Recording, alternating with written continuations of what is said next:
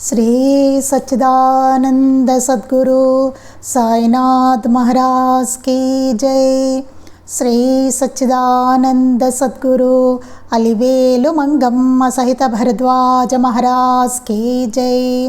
శ్రీ సచ్చిదానంద సద్గురు నాంపల్లి బాబా Maharaj key జై. జై Sai master. ఈరోజు మనం సత్సంగంలో శ్రీ సాయినాథ ప్రబోధామృతము అనే గ్రంథాన్ని వివరించుకుంటున్నాం. రచన పూజ్యశ్రీ ఆచార్య ఎక్కిరాల భరద్వాజ మాస్టర్ గారు. దీనిలో మనం అధ్యాయం 1 సాయిబాబా బోధలు జీవిత కళ అనే అధ్యాయాన్ని మనం చదువుకుంటున్నాం. క్రితం సత్సంగంలో మనం ఏం చెప్పుకున్నామంటే,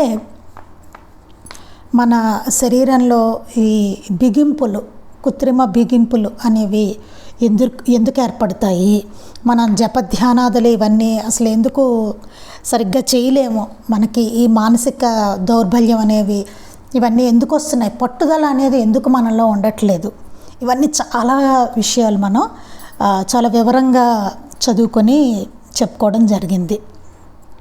అందుకే ధర్మబోధ చేయకనే శారీరకమైన తర్ఫీదునిస్తే కొన్ని వికారాలు వారిలో మిగిలి వారి శారీరక దారుఢ్యం పాశవికంగా మారి రాక్షసుల బలంలాగా ధర్మ వినాశనానికి హేతు అవుతుంది అని కూడా చెప్పారు.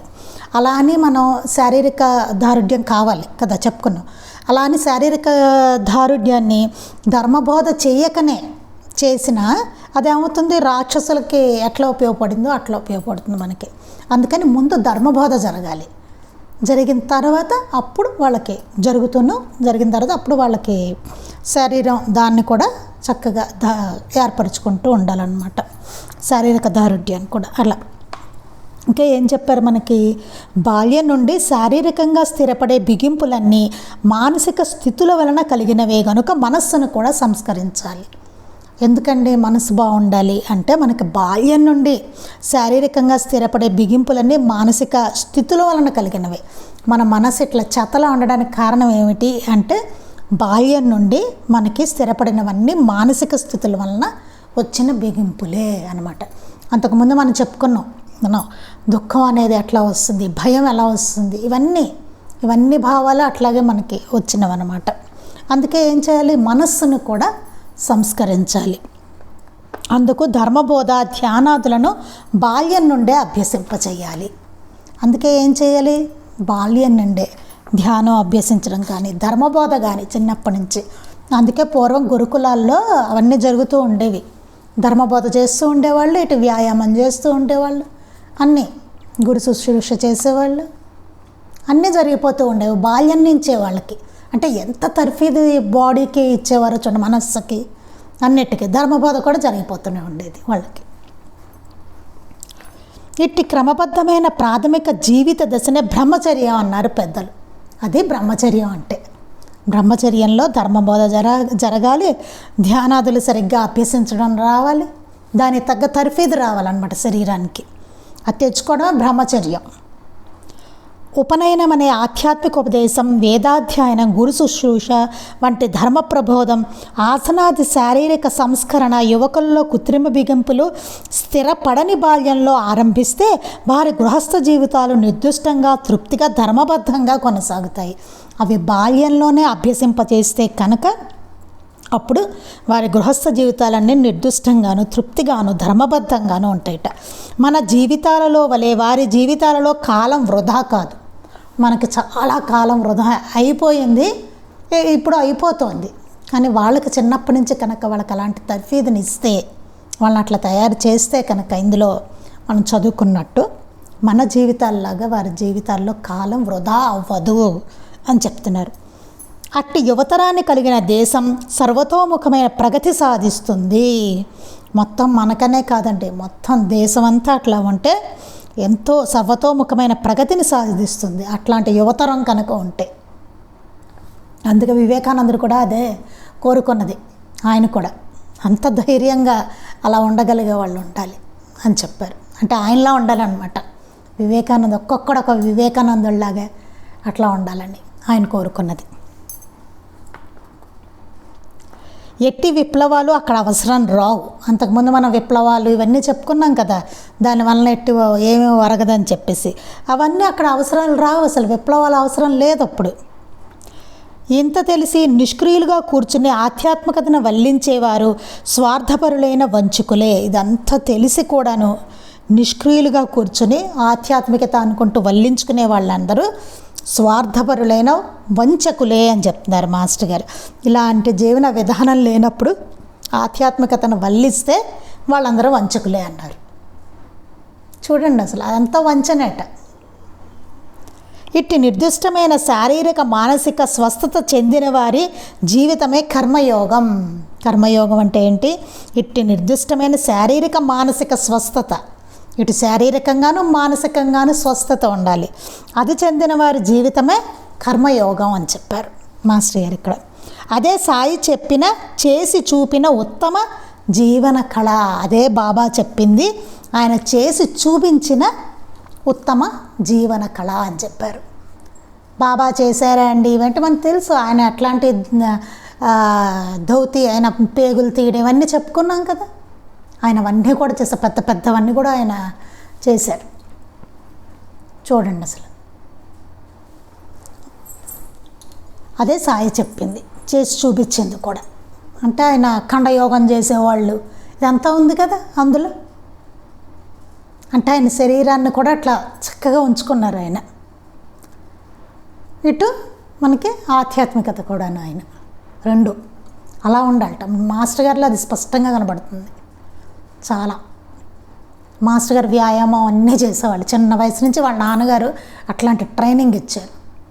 ఇంకా ఈ జప ధ్యానాదులు ఇవి అంటారా, మాస్టర్ గారికి ఎంత పట్టుందో మనందరికీ తెలుసు కదా. ఆధ్యాత్మికంగా ఆయన ఎంతలా ఉన్నారో తెలుసు కదా. వారందరూ కృష్ణమాచారి గారు కానీ మాస్టర్ గారు కానీ కొబ్బరికాయకి వాళ్ళకి ఏం అవసరం ఉండేది కదా, కొబ్బరికాయ కొట్టడానికి అట్లా చేత్తో అట్లా కొట్టేవారట. ఇద్దరు కొబ్బరికాయని అట్లా పట్టుకుని చేత్తో అలా కొడితే పగిలిపోయేట్టేది. అసలు చూడండి, అట్లా అలా ఉండేవాళ్ళు. వారి శారీరక దారుఢ్యం అలా ఉండేది. కొంచెం చూస్తే అలా ఇలా కనిపించారంటే లేదు, మామూలుగానే ఉండేవారు వాళ్ళు చూడడానికి. కానీ అంతటి దారుఢ్యం వాళ్ళకు ఉన్నదన్నమాట. అలా అలా అంత పట్టు సాధించారు అన్నిటి మీద వాళ్ళు. అంటే వాళ్ళు ఉత్తినే కూర్చునేది వల్లి వేయలేదు. అలాంటి వాళ్ళు వాళ్ళు కర్మయోగులు కాదు, అసలు పనికిరాళ్ళు వాళ్ళు. వాళ్ళ జీవితమే ఒక జీవిత కళ అన్నారు చూసారా ఇక్కడ.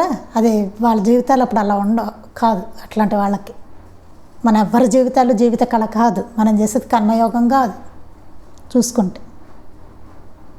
ఎందుకంటే మనం అవన్నీ చేయడం లేదు. మన స్వస్థులం కాదు, శారీరకంగాను మానసికంగాను కదా. అలా ఉన్న వాళ్ళకే చెప్పారు ఇది. అందుకని బాబా చెప్పింది కూడా అదే, అట్లా ఉండాలని చెప్పారు బాబా కూడా. ఇప్పటికీ సాయి చెప్పిన 4 సూక్తులు వ్యక్తికి శాంతి ఆనందాలను, సమాజానికి శ్రేయస్సును ప్రసాదించే వేదవాక్యాలే కానీ నిస్సంతోషకరమైన జీవన సూత్రాలు కావు. ఇప్పటికి సాయి చెప్పిన ఈ 4 సూత్రాలు మన ముందు చదువుకుంటూ వచ్చి ఇవన్నీ కూడా వ్యక్తికి శాంతి ఆనందాలు ప్రసాదిస్తాయి. అవి సమాజానికి శ్రేయస్సును ప్రసాదించేవి. ఇవన్నీ వేదవాక్యాలే కానీ నిస్సంతోషకరమైన జీవన సూత్రాలు కావు. సంతోషం లేని జీవన సూత్రాలు మాత్రం కాదు ఇవి. సరిగ్గా గ్రహించండి. ఇవన్నీ వేదవాక్యాలే బాబా చెప్పినవన్నీ. మీరు చూడండి, లీలామృతం చూసుకున్నా, ఏ మాస్టర్ గారిది ఇవన్నీ చూసుకుంటే, సాయినాథ ప్రబోధామృతంలో బాబా సూక్తులు చూసుకున్నా, ఇవన్నీ వేదవాక్యాలే మొత్తం. ఇవేమీ నిస్సంతోషకరమైనవి అయితే కాదు. అయితే సాయికింత శారీరక మనస్తత్వ శాస్త్ర ప్రావీణ్యం ఉన్నదా అన్న సందేహం కలగవచ్చు. ఇప్పుడు మనం ఇందాక చెప్పుకున్నదే ఇక్కడ. అయితే బాబాకింత శారీరకంగానో మానసిక శాస్త్రాల్లోనూ ఆయనకి ప్రావీణ్యం ఎట్లా ఉంది? ఆయన చూస్తే ఒట్టి ఫకీర్ అయ్యే కదా, చింకి గొడ్డలు వేసుకుని ఉన్నారు, మసీదులో ఉన్నారు. ఆయన ఏం చదువుకున్నారో ఏమిటో మనకేమి. పోనీ మాస్టర్ గారికి అయితే అట్లీస్ట్ తెలుసు మనకి, ఆయన చిన్నప్పటి నుంచి ఎట్లా చదువుకున్నారో తెలుసు మనకి. ఆయన ఐఏఎస్ వస్తే దాన్ని ఆ పదవిని వదులుకున్నారని తెలుసు, లెక్చరర్గా జాయిన్ అయ్యారని తెలుసు. ఇవన్నీ మనకు తెలిసిపోని. బాబా మనకేం తెలియవు కదా, ఆయన పుట్టు పూర్వోత్తరాలు ఏం మనకు తెలియదు.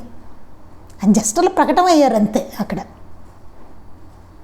అవునా, షిరిడీలో అలా ప్రకటన అయ్యారు ఆయన. 16 సంవత్సరాల యువకుడిగా ఆయన కనిపించారు అక్కడ.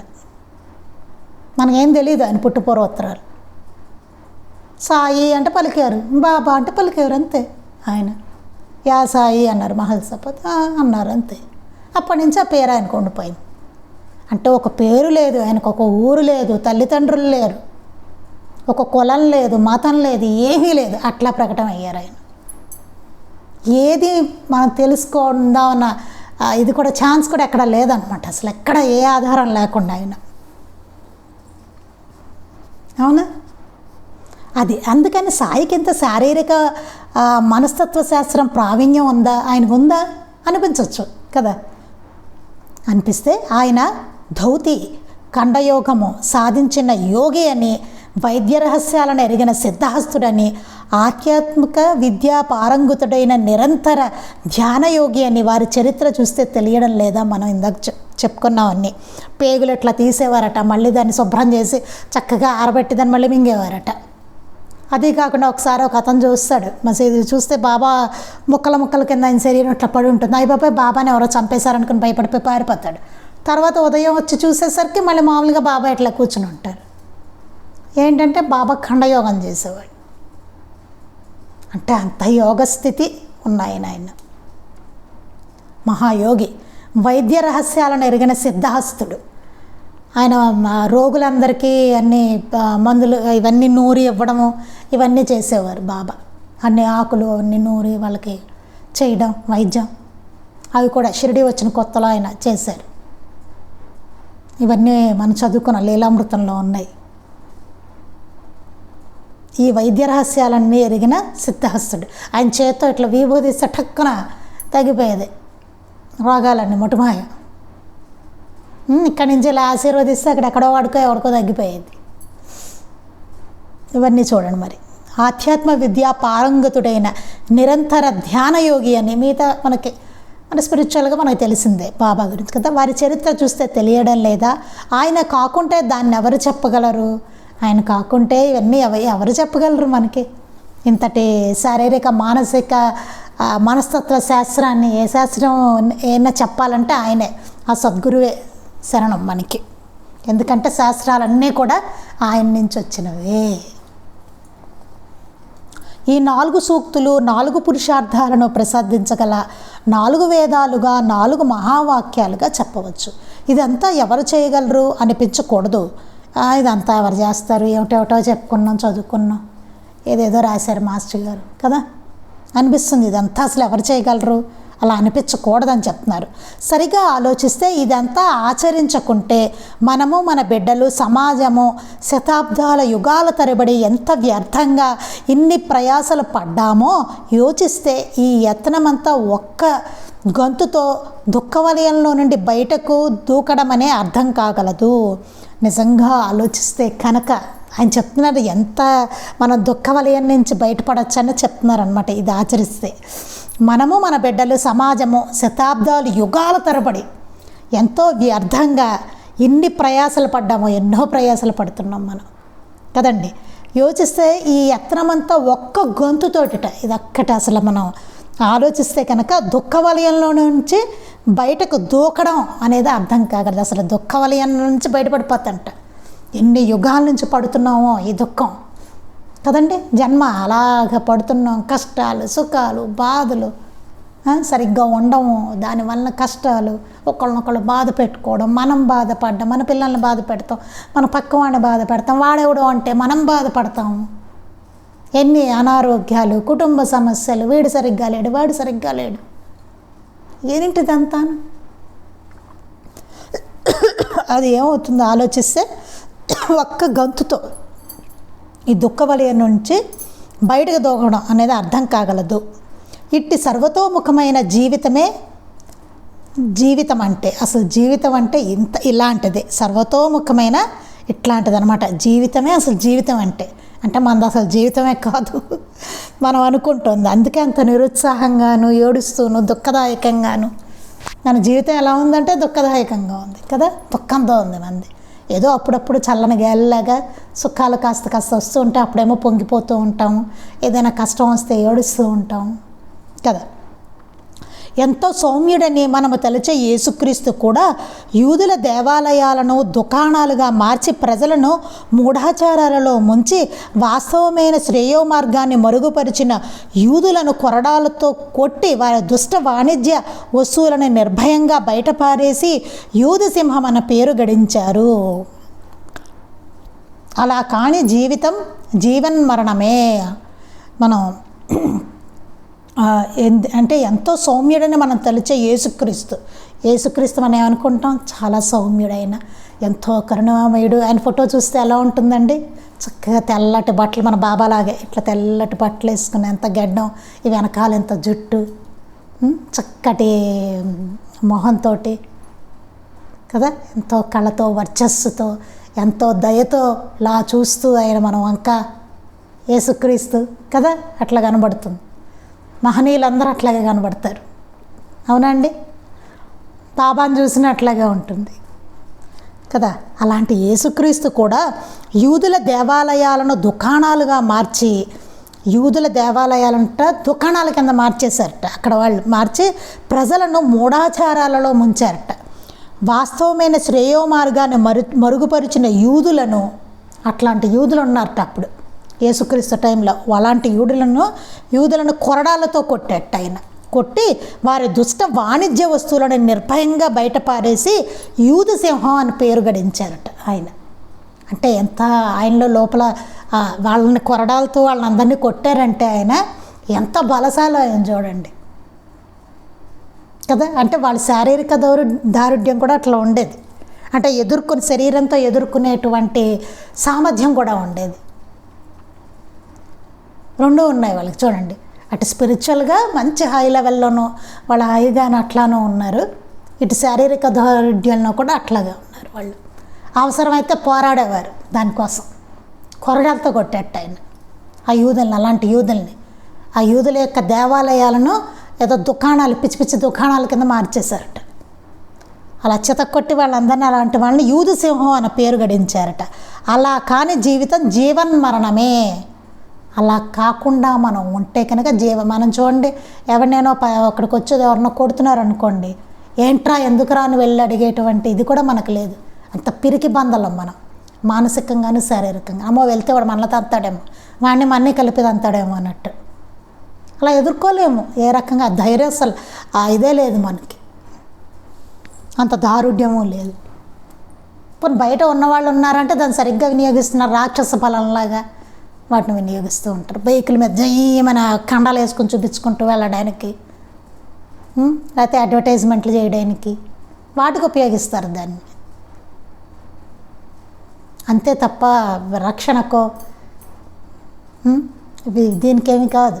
పాప ఎవరినైనా 10 మందిని రక్షిద్దామని కానీ, ధర్మబద్ధంగా దాన్ని ఎట్లా చేయాలన్నది కానీ అట్లాంటివి ఏమి ఉండవు, దానికి ఉపయోగించడం. మిగతా అదంతా రాక్షస బలమే అది.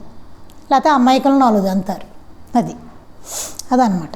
అలా కానీ జీవితం జీవన్మరణమే. ఈ భావం స్ఫురించేలాగానే శ్రీకృష్ణుడు సంకుచితమైన కౌరవుల గురించి అర్జునుడితో వీరంతా ఎప్పుడో నా చేత హతులయ్యారు అన్నాడు. అందుకే ఈ భావం గురించి స్ఫురింపజేయాలనే కృష్ణ పరమాత్మ ఆ కౌరవుల గురించి చెప్పారట. అర్జునుడితో అన్నారట, ఈ కౌరవులందరూ ఎప్పుడో నా చేతిలో హతులయ్యారని చెప్పారట. నువ్వేదో ఇప్పుడు కొత్తగా నువ్వు యుద్ధంలో వాళ్ళని చంపక్కర్లేదు నాయన, చంపారని అనుకుంటున్న వాళ్ళు నా చేతిలో ఎప్పుడో హతులైపోయారు, నా చేతిలో ఎప్పుడో చచ్చారు వాళ్ళు అని చెప్పాడు కృష్ణ పరమాత్మ. కారణం వారిలో ఖండపుష్టి ఉంది కానీ ధర్మచింత ధార్మిక జీవితం లోపించాయి. ఎప్పుడో హతులయ్యారంటే ఏంటి, ఆయన దృష్టిలో ఎప్పుడో పోయారు వాళ్ళు. అర్జునుడు ఏదో యుద్ధంలో కొట్టాడు కానీ, అవునా? ఎందుకంటే వాళ్ళలో ఖండపుష్టి ఉంది. ఖండలు అయితే బ్రహ్మాండంగా ఉన్నాయి వాళ్ళకి. వాళ్ళు కూడా అన్నీ చేశారు, యోగాలు చేశారు, యుద్ధ విద్యలు నేర్చుకున్నారు, మంచి బలశాలు ఖండలు తిరిగి ఉన్నారు కదా. మనకు తెలుసు దుర్యోధనుడు ఎంత బలవంతుడు, కానీ వాడు ఎందుకు అలాంటి వాడు కదా. ధర్మచింత ధార్మిక జీవితం లోపించాయి. వాళ్ళలో ధర్మం లేదు, ధర్మపరమైన జీవితం లేదు. వాడు చేసిన ఎలాంటి పనులు కౌరవులు, అది లేకుండా ఖండలు పెంచుకుంటే జరిగేది. అది రాక్షస ప్రవృత్తి వస్తుంది, పాశవికంగా తయారవుతాయి. అలా కాకుండా ధర్మచింత ధార్మిక జీవితం అట్లా ఉంటే కనుక ఇంకో అట్లా ఉంటారు పాండవుల్లాగాను. అలా మనకు మాస్టర్ గారు చెప్పినట్టు, బాబా చెప్పినట్టు. అది అలానే క్రీస్తు ఒక శిష్యుని తమకి జీవితం అర్పించమని పిలుస్తారు. ఒకసారి యేసుక్రీస్తుట ఒక శిష్యుని పిలుస్తారట. ఆయన నాకు జీవితం అర్పించంటారట. అతడు సంకుచిత జీవిత బంధాల్లో తగులుకొని మా వాడు ఒకడు చనిపోయాడు, వారిని ఖననం చేసి వస్తాను అంటాడు. రమ్మన్నారు యేసుక్రీస్తు. పిలిస్తే జీవితం అర్పించే నాకని చెప్పారట. గురువు శిష్యుని పిలిచి జీవితం అర్పించన్నట్టు. అలా యేసుక్రీస్తు పిలిచి అన్నారట. అంటే అతడేమో సంకుచిత జీవిత బంధాల్లో తగులుకొని మా వాడు ఒకడు చచ్చిపోయాడండి, వాడిని ఖననం చేసేసి తర్వాత వస్తానండి అన్నట్టు. అక్కడ వచ్చా భగవంతుడు ఆయన వచ్చి నాకు జీవితాన్ని అర్పించరా అంటే ఏం చేయాలి, ఏమనాలి? ఏమన్నాడు అక్కడ? మా వాడు ఒకడు చచ్చిపోయాడు, వాడిని ఖననం చేసి వస్తానన్నట్టు. అప్పుడు యేసు ఆ చచ్చిన వాడిని ఖననం చేస్తారులే, నువ్వు సర్వం విడిచి వచ్చేసేయి అన్నట్టు. ఆ చచ్చిన వాడిని ఖననం చేస్తారు, నువ్వు వచ్చేసేయి అని చెప్పారట. ఇస్లాం మతంలో నమాజులు చేసేటప్పుడు రోజుకు 5 సార్లు వివిధ శారీరక భంగిమలు చేయడం కూడా ఒక వంక హృదయాన్ని సర్వగతమైన ఆత్మచైతన్యమైన దైవాన్ని గుర్తించే స్థితిలో నుంచుతూ మరో వంక శరీరాన్ని తగు రీతిని సంస్కరించడం కోసమే. అందుకే మనకి చూడండి, ఇస్లాంలోట ముస్లిమ్స్ నమాజ్ చేస్తారు రోజుకి 5 సార్లు. నమాజ్ చేస్తున్నప్పుడు ఏం చేస్తారు, వాళ్ళు వివిధ రకాలుగా దాన్ని ఇట్లా తలకాయ దెబ్బుతారు, అలా తిప్పుతారు, మడికి కింద పడుకుంటారు, లేకపోతే శారీరక భంగిమలు ఏవో ఉంటాయి కదా, అవి ఒక వంక హృదయాన్ని సర్వగతమైన ఆత్మచైతన్యమైన దైవాన్ని గుర్తించే స్థితిలో నుంచుతూ, ఆ భంగిమల్లో ఏంటంటే ఒక రకంగా మళ్ళీ భగవంతుని తలుస్తూ చేస్తారు కదా, అవి చేస్తున్నప్పుడు అప్పుడు ఏంటంటే ఒకవైపు భగవంతుని స్మరించుకుంటూ చేస్తూ, ఆ స్థితిలో దైవాన్ని స్మరించుకుంటూ చేస్తూ, మరో వంక శరీరానికి తగు రీతిన సంస్కరించడం కోసమే. ఆ భంగిమలన్నీ కూడా మరో వంక ఎందుకంటే శరీరాన్ని కూడా తగు రీతిలో సంస్కరించడం. అందుకే అలా వివిధ రకాలైన భంగిమలను కూడా ఏర్పరిచారు వాళ్ళకి ఇస్లాం ప్రార్థనలో, నమాజ్కి. ఇటు భగవంతుని స్మరిస్తూ ఆయనలో లీనమవుతూ చేస్తూను, ఇటు పక్క శరీరాన్ని కూడా తగు రీతిలో చేసుకుంటారనమాట. అది ఇలాంటి యజ్ఞదాన తపకర్మలతో నిండిన జీవితమే యజ్ఞము. అసలు జీవితం అనేది యజ్ఞం, అంతకుముందు కూడా మనం చెప్పుకున్నాం. ఎందుకంటే ఇలాంటి యజ్ఞదాన తపకర్మలతో ఈ రకంగా జీవిస్తే కనుక అప్పుడు ఆ జీవితాన్ని యజ్ఞము అన్నారట. అదే యజ్ఞం అంటే. అది పైన చెప్పిన నిష్కామ కర్మ ధర్మసూత్రాలతో ఉజ్జీవితం చేయబడి ఉంటుంది. ఇది పైన చెప్పిన నిష్కామ కర్మతోనూ ధర్మసూత్రాలతోనూ ఎప్పుడు మన జీవితం ఉజ్జీవితం చేయబడి ఉంటుంట. అట్టివాడు తిండి తిన్నాడంటే అది అతడి కొరకే కాదు. అలాంటివాడు, ఇలాంటి జీవితాన్ని గడుపుతున్నవాడు తిండి తిన్నాడంటే అతని కోసం కాదు, సకల జీవుల శ్రేయస్సు కొరకు కృషి చేసేందుకు అవసరమైన ఇంధనం హవిస్సు. అట్టివాడు నిరంతరం తన భావాల్లో, మాటల్లో, చేతల్లో ప్రజ్వలిల్లే జ్ఞానాగ్ని చేత తనలోని సాటివారిలోని వికారాలను దగ్ధం చేసి ప్రతివారి మనోదేహాలను భగవద్విభూతిగా మార్చే జ్ఞానాగ్ని స్వరూపుడు యజ్ఞపురుషుడు. ఇప్పుడు మాస్టర్ గారు భోజనం చేశారంటే వేరు, మనం భోజనం చేసామంటే వేరు. ఆలోచించండి ఎందుకన్నది. ఇక్కడ అదే చెప్తున్నారు. అలాంటి వారు తిన్నారంటే వారి కోసం కాదు వాళ్ళు చేసేది, సకల జీవుల శ్రేయస్సు కోసం కృషి చేసేందుకు, అందుకోసం తింటారు. వాళ్ళు తిన్నారంటే ఆ శరీరాన్ని ఎందుకు ఉంచుతారంటే సకల జీవుల శ్రేయస్సు కోసం ఆ శరీరాన్ని వాళ్ళు చేయవలసింది ఉంటుంది చూసారు, వాళ్ళ కోసం చేయాలి చూసారా, అందుకోసం ఆ శరీరాన్ని అట్లా ఉంచుతారు. మనం ఎందుకు ఉంచుకుంటాం శరీరాన్ని? మన కోసం మనమే. అయ్యో బాబాయ్ నేను చచ్చిపోవడమే, ఇంకేమైనా ఉందా? అమ్మో, మనమంటే మనకే ప్రీతి, అందుకని మన శరీరాన్ని మనం అట్లా ఉంచుకో, అందుకని తింటాం. మన కోసం మనం తింటాం, అందరి కోసం వారు తింటారు. అందరి కోసం ఆ శరీరాన్ని అట్లా ఉంచడానికి, వారి కోసం కృషి చేయడానికని వారు ఆ ఆకలికి దాన్ని చేయడానికి తింటారు. తినేది అందుకోసం. ఆ బాబా తినే ఆ 2 ముద్దలు కూడా అదే, ఆ శరీరాన్ని అట్లా నిలుపుకోవడం కోసం అంతే. ఆ నిలుపుకొని ఆ శరీరంతో ఎంత చేశారు బాబా, ఎంత చేశారు మాస్టర్ గారు కానీ అమ్మగారు కానీ, వారి కోసం వారు తినడం కాదు అక్కడ, అది గ్రహించాలి. వారు భోజనం చేశారంటే దానికి అది అర్థం, మనం చేసామంటే వేరు. అది అందుకని అలాంటిది హవిస్సు, అట్టివాడు నిరంతర తన భావాలలో, మాటల్లో, చేతల్లో ప్రజ్వలిల్లే జ్ఞానాగ్ని చేత తనలోని సాటివారిలోని వికారాలను దగ్ధం చేసి ప్రతి వారి మనోదేహాలను భగవద్విభూతిగా మార్చే జ్ఞానాగ్ని స్వరూపుడు యజ్ఞపురుషుడు ఆయన. అందుకోసం అన్నమాట ఆయన ప్రతి వాళ్ళకి మేలు చేయడానికే వారి మాటలతోటి, చేతలతోటి, వారి భావాలతో, అన్నిటితోటి వాళ్ళు జ్ఞానాగ్ని వాళ్ళు. అది అలా కాక తన కోసం మాత్రమే తినేవాడు ప్రకృతి యజ్ఞం నుండి తనకు కావలసిన వాటిని అపహరించి తిరిగి మేలు చేయని దొంగ మనమండి. ఇది మనమే అనమాట. ఇదంతా రాసుకుని ఈ దొంగ ఎవడంటే మన పేరు రాసుకోవాలి అక్కడ. అది ఇంచుమించు మానవులు అని రాసుకోవచ్చు చక్కగా, మనుషులు అని. అలా కాక తన కోసం మాత్రమే తినేవాడు, మన కోసమే తింటాం. ప్రకృతి యజ్ఞం నుండి తనకు కావలసిన వారిని అపహరించి తిరుగు మేలు చేయని దొంగ. ప్రకృతి నుంచి ఎంతటిని మనం అపహరిస్తున్నామో కదా, లేచిన దగ్గర నుంచి కదా, ఉత్తినే ఎంత అనుభవిస్తున్నామో చూడండి. ఫ్రీగా గాలి పీల్చుకుంటాం, హాయిగా ఏమీ చేయం ప్రకృతికి, అంతేనా. శుభ్రంగా నీళ్ళు తాగుతాం, ఇంకా ప్రకృతి నుంచి వచ్చేవన్నీ తీసుకుంటాం హాయిగా, కూరలు అన్నీ, పళ్ళు అన్నీ. దాన్ని ఇంకా రకరకాలు ఎంత పాడు చేయాలంటే అంత పాడు చేస్తాం ప్రకృతిని. భూమి మీద నడుస్తూ ఉంటాం. ఇంకా ఎన్నో చేస్తాం మనం. ప్రకృతి నుంచి ఎంత పిండుకుంటున్నామో ఆలోచించండి. లేచిన దగ్గర నుంచి పడుకునే వరకు, పడుకున్న తర్వాత మనకు వచ్చే ఆ ఫ్యాన్ తిరిగే ఎలక్ట్రిసిటీ కూడా అన్నీ ఆలోచించుకుంటే ఎంత పిండుతున్నామో చూడండి ప్రకృతి నుంచి మనం. అంతా తీసుకుని అపహరించి, దొంగతనమే, తిరిగి మేలు చేయని దొంగ. తిరిగి ఆ ప్రకృతికి ఏమీ చేయట్లేదు, మనం తీసేసుకుంటున్నాం అంటే ఎంతసేపు దొంగతనం అంతే. అదే మహాత్ములు ఒక్క ముద్ద తింటే ఎంత చేస్తారండి ప్రకృతికి, జీవులకి, మానవులు అందరికీ ఎంత చేస్తారో వాళ్ళు. వారు అందుకోసం శరీరాన్ని నిలుపుకోవడం కోసం మాత్రం తింటారంట. ఎంతో తిరిగి చేస్తారు, 1000 రెట్లుగా చేస్తారు అలా వారు చేసేది. కానీ మనం దొంగలం, అపహరిస్తాం ప్రకృతి నుంచి, కానీ తిరిగి ఏమీ చేయని దొంగ మనం. అతడు ఎన్ని పూజలు పునస్కారాలు చేసినా ఏమి ప్రయోజనం? మనలాంటి వాళ్ళు ఎన్ని పూజలు పునస్కారాలు చేసినా ఏంటి ప్రయోజనం అన్నారు మాస్టర్ గారు ఇక్కడ. ఎంత దొంగలమో చూడండి. ఇది చదువుకున్న తర్వాతైనా మనం ఆలోచించాలి. ఈ తిండికి అసలు ఏంటంటే, మాస్టర్ గారికి అట్లాగే వాళ్ళ నాన్నగారట, రోజు సందర్భం వచ్చింది కాబట్టి మనం తర్వాత చెప్పుకుంటాం ఇవన్నీ గ్రంథాల్లో. మాస్టర్ గారు జీవిత చరిత్ర చదువుకున్నప్పుడు రోజు వాళ్ళ నాన్నగారు ముద్ద తీసి పెట్టేవారట కాకబలి. ముద్ద పెడుతుంటే ఎందుకు నాన్నగారు ఇట్లా అన్నాన్ని వృధా చేయడం అని చెప్తే అప్పుడు చెప్పారట,